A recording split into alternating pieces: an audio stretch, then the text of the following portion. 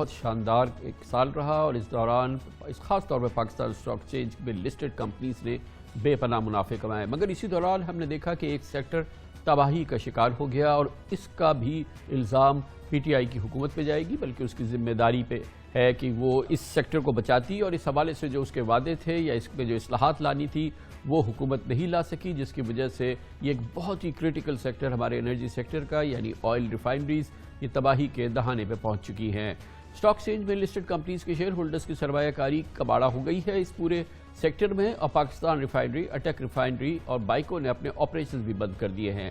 National refinery بھی بند ہونے کے قریب ہے۔ تشویشناک بات یہ ہے کہ پیٹرولیم ڈویژن کی بیڈ گورننس کا خمیازہ اس وقت ان کمپنیز کے شیئر ہولڈرز اور خود یہ کمپنیز اور پورا یہ سیکٹر اٹھا رہا ہے۔ آئل ریفائنریز میں 176 ارب روپے کی اکوٹی سرمایہ کاروں کو سالانہ اکاؤنٹس کے مطابق مجموعی طور پہ 15.5% خسارہ اٹھانا پڑ رہا ہے۔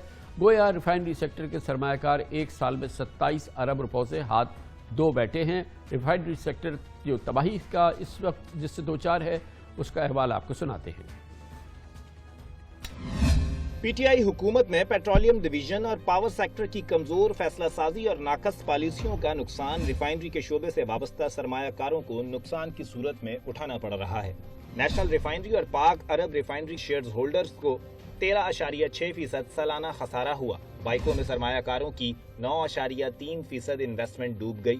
اٹک ریفائنری کے شیئرز ہولڈرز کو 6.4% کمی کا سامنا کرنا پڑا، جبکہ پاکستان ریفائنری میں سرمایہ کاروں کے نقصانات کا فی الحال ڈیٹا دستیاب نہیں۔ دلچسپ بات ہے کہ پاکستان کا کارپوریٹ سیکٹر بہت زیادہ منافع کما رہا ہے۔ اس مالی سال جولائی سے ستمبر کے دوران 100 انڈیکس میں شامل کمپنیوں کا مجموعی منافع پچھلے سال سے 21% زیادہ رہا۔ اس سال کی پہلی 3 سماہی یعنی جنوری سے ستمبر کے دوران لسٹڈ کمپنیوں نے مجموعی طور پر 751 ارب روپے منافع کمایا، جو 2020 کے مقابلے 59% اور 2019 سے 60% زیادہ ہے۔ لیکن تعجب کی بات یہ ہے کہ پاکستان کا ریفائنری سیکٹر مسلسل خسارے میں جا رہا ہے۔ غور طلب بات ہے کہ پہلے تمام آئل مارکیٹنگ کمپنیاں مقامی ریفائنریز سے فرنس آئل خریدتی تھیں، لیکن حکومت کی جانب سے اس سال جولائی سے نومبر کے دوران او این سیز کو فرنس آئل درآمد کرنے کی اجازت دی گئی۔ اس مالی سال کے 5 ماہ میں صرف پی ایس او نے 6 lakh ton furnace oil import کیا، جبکہ جینکوس اور آئی پی پیز نے بھی مقررہ طے شدہ مقدار میں ریفائنریز سے آئل نہیں خریدا۔ نتیجہ یہ نکلا کہ تقریباً تمام مقامی ریفائنریز کے پاس آئل ذخیرہ کرنے کی گنجائش ختم ہو گئی اور ان کے پاس آپریشن بند کرنے کے سوا کوئی چارہ نہیں بچا۔ اور یقیناً یہ ایک بہت بڑا ایسا معاملہ ہے جس پہ کہ حکومت کے اور اس کے اس معاملے کے جو پالیسی ساز ہے لوگ ہیں جو اس کے ذمہ دار ہیں، ان کی سخت سرزنش ہونی چاہیے، ان کے خلاف کارروائی ہونی چاہیے، کیونکہ انہوں نے فرنس آئل کی امپورٹ کی اجازت دی اس وقت جبکہ پاکستان کے پاس زر مبادلہ کے شدید مسائل تھے، اور اس پروڈکٹ کی امپورٹ کی اجازت دی یعنی فرنس آئل کی امپورٹ کی اجازت دی جس کو وافر مقدار میں پاکستان میں ایک اندازے کے مطابق ریفائنریز کے پاس موجود تھا، اور اب یہ جس طرح سے بجلی بنانے کے لیے فرنس آئل کو امپورٹ کرنے کی اجازت دی گئی وہ بھی پوری طرح سے استعمال نہیں ہوا، زر مبادلہ کا جو صرف تھا وہ بھی ہو گیا، اور اس دوران آئل ریفائنریز کے پاس جو فرنس آئل موجود ہے اب اس کے پاس رکھنے کی اس کی جگہ نہیں رہ گئی۔ تو یقیناً یہ ایک بہت ہی ایک ناقص پالیسی تھی جس کا خمیازہ نہ صرف ملک بھگت رہا ہے، یہ ریفائنریز بھی بھگت رہی ہیں اور پاکستان کی معیشت بھی بھگت رہی ہے۔ دراصل پاور سیکٹر اور پیٹرولیم ڈویژن کی جانب سے اس ریفائنریز کے حوالے سے ان میں اصلاحات لانے کے لیے بار بار وعدے کیے جا رہے ہیں کہ ریفائنریز کی پالیسی آنے والی ہے، اور اس میں جو اصلاحات کا جو پروگرام ہے اور جو اس سیکٹر کو ترقی دینے کے لیے یا اس کو بہتر بنانے کے لیے یا اس کے مسائل کو حل کرنے کے لیے چیزوں کی ضرورت ہے۔ کئی بار ایسا ہو چکا ہے، کئی بار ہمارے اس پروگرام میں بھی جو متعلقہ لوگ ہیں، جو شخصیات ہیں، وزراء ہیں، وہ اس کا اعلان کر چکے ہیں کہ ریفائنریز کی پالیسی آنے والی ہے۔ پالیسی تو نہ آئی مگر ریفائنریز تقریباً ٹھپ ہو گئی ہیں۔ اس پوری صورتحال پہ بات کرتے ہیں، پاکستان کا یہ سیکٹر تباہی تک کیوں پہنچا۔ ہمارے ساتھ موجود ہے سمیع اللہ طارق، ہیڈ آف ریسرچ پاک کویت انویسٹمنٹ، انرجی امور کے ماہر بھی ہیں۔ بہت بہت شکریہ سمیع اللہ طارق صاحب۔ کیا یہ کہنا مناسب ہے کہ اس وقت جو ہماری ریفائنریز ہیں، 4 بڑی ریفائنریز ہیں پاکستان کی، Attock refinery, P R L, Pakistan refinery, national refinery اور بائیکو، کہ یہ تباہی کا شکار ہے؟ کیا یہ کلاسیفیکیشن صحیح ہے اس کی؟ دیکھیں یہ بات تو ٹھیک ہے، کیونکہ اگر آپ نے جیسے آپ نے خود بتایا کہ فائنینشلی بھی کافی ویک ہیں، دوسرا ان کا جو پروڈکٹ مکس ہے اس میں 30% تک تقریباً فرنس آئل بنتا ہے, اور دنیا میں یہ ریشو جو ہے یہ بہت کم ہے, یعنی امریکہ میں یہ ریشو 1% سے بھی کم ہے. تو اس کی وجہ سے ہمارے یہاں جو ریفائنری میں جو پرابلم جو ابھی ہوئی ہے کہ فرنس اتنا زیادہ بن کے وہ جمع ہو رہا ہے, ٹینکس میں جمع ہو گیا, اور اب اور آپریٹ نہیں ہو پا رہی ریفائنری کیونکہ ٹینکس میں اور جگہ نہیں ہے اور وہ اٹھ نہیں پا رہا ہے. اچھا, یہ اسٹارٹ کہاں سے, اگر آپ دیکھیں تو 2015 میں جب پاور پالیسی آئی اور پچھلی گورنمنٹ نے رائٹلی سو کہ جو ہے وہ فرنس آئل سے موو اوے کرنے کی کوشش کی, اور آپ نے سستے پاور جنریشن یعنی جس کی فیول کاسٹ کم ہو وہاں پہ موو کیا. ابھی کوآرڈینیشن شاید کول اور RLNG رینیویبل, ہاں رینیویبل, تو یہ ساری چیزوں میں آپ گئے تو آپ اس کے ساتھ ریفائنری ساتھ میں موو نہیں ہوئی. اچھا, 2017-18 میں اس کا اندازہ ہو گیا تھا. پھر یہ کہ سم ہاؤ کبھی کچھ نہ کچھ سیزن کا امپیکٹ ہوتا تھا. اگر آپ اسی سال دیکھیں تو فرنس آئل پہ جنریشن پچھلے 5 ماہ میں 116% اوپر ہے. تو اس سال تو میں یہ کہہ رہا تھا کہ ایٹ لیسٹ اس سال تو یہ اچھا تھا کہ اتنی جنریشن بھی ہو گئی. دوسرا یہ کہ لیکن اسی ٹائم پیریڈ میں تقریباً 1 ملین ٹن کے لگ بھگ جو ہے وہ فرنس آئل امپورٹ ہو گیا, اور وہ اس لیے امپورٹ ہوا کہ RLNG کے اوپر آپ نے دیکھا ہوگا کہ سمر سے پرابلم سٹارٹ ہو گئی تھی کہ $30-35 MMBTU پہ RLNG ٹریڈ ہونا سٹارٹ ہو گئی.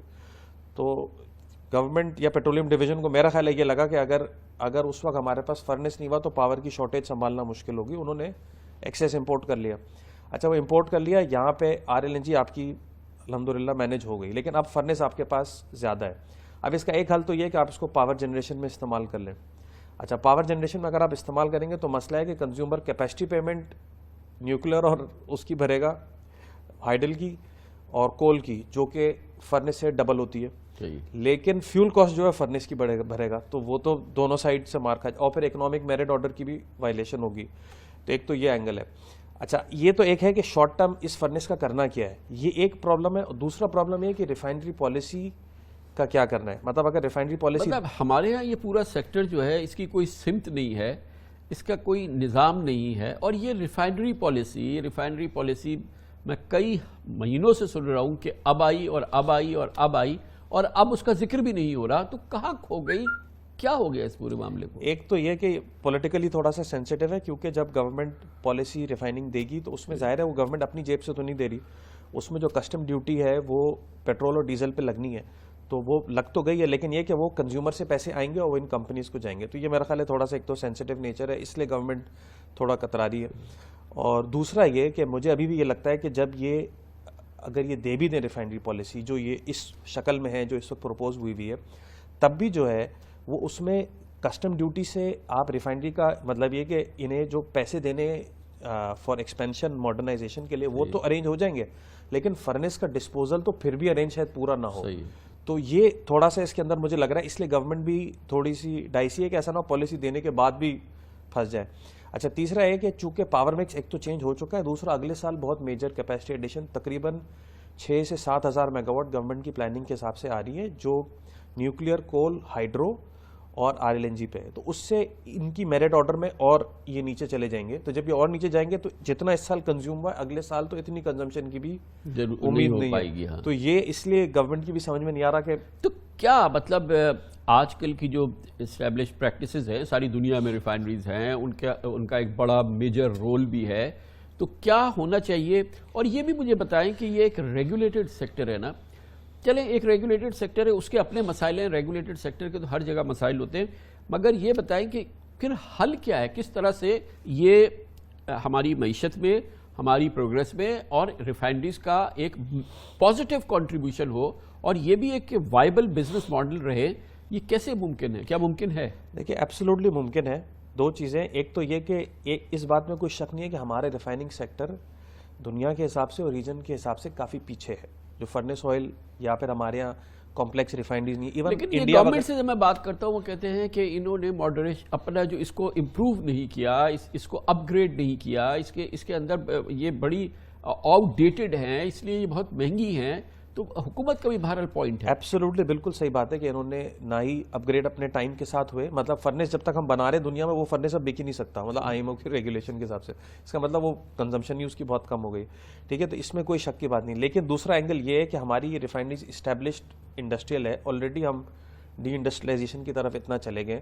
تو ایک تو یہ کہ نیا سیکٹر آج آپ گرین فیلڈ انسینٹیو دے کے لگائیں وہ ایک اور بات ہے, اور ایک اسٹیبلش سیکٹر جس کو آپ اگر اپ گریڈ کرنے میں کم پیسہ خرچ ہو تو اس کو میرا خیال ہے بند کروانا, کیونکہ اگر یہ فرنس کے ڈسپوزل کا کچھ مسئلہ ریزالو نہ ہو تو یہ مجھے لگ رہا ہے ریفائنری شاید وائبلٹی اڑ جائے, تو ہم جو ہے وہ پھر اس کے بعد سارا کا سارا پروڈکٹ جو ہے وہ امپورٹ کرنا اور پھر اس کو ڈسٹریبیوٹ کرنا نارتھ تک, تو یہ آپریشنلی کافی پرابلمٹک ہے. تو میرا خیال ہے اس وقت ضرورت جو ہے حکومت کی, معیشت کی, ریفائنریز کی, کہ ان کی پراپر اپ گریڈیشن ہو, یہ یورو 5 بنائیں جو کہ جس سٹینڈرڈ پہ ہم جا رہے ہیں, اور اپنی جو پروڈکٹ ہے وہ انٹرنیشنلی مارکیٹیبل بھی ہو, تاکہ یہ کہ یہاں ہم نہ لیں تو آپ ایکسپورٹ کر سکیں. ایبسولوٹلی, اگر آپ یہاں تک دیکھیں کہ دنیا بھر میں تو ریفائنریز اتنی کمپلیکس ہو گئی ہیں, اتنی انٹیگریٹڈ ہے کہ وہ کروڈ آئل سے لے کے پولیسٹر, یعنی ہم جو پلاسٹک دانا بھی امپورٹ کر رہے ہیں, پولی پروپلین بھی امپورٹ, پیٹرو کیمیکل, تو وہ پوری انٹیگریٹڈ ہے. تو ان کی پھر ظاہر ہے وہ پروڈکٹس بھی بہت زیادہ ہیں, فلیکسیبلٹی بھی بہت زیادہ ہوتی ہے, اور اکانومی میں کنٹریبیوشن بھی بہت زیادہ ہوتا ہے.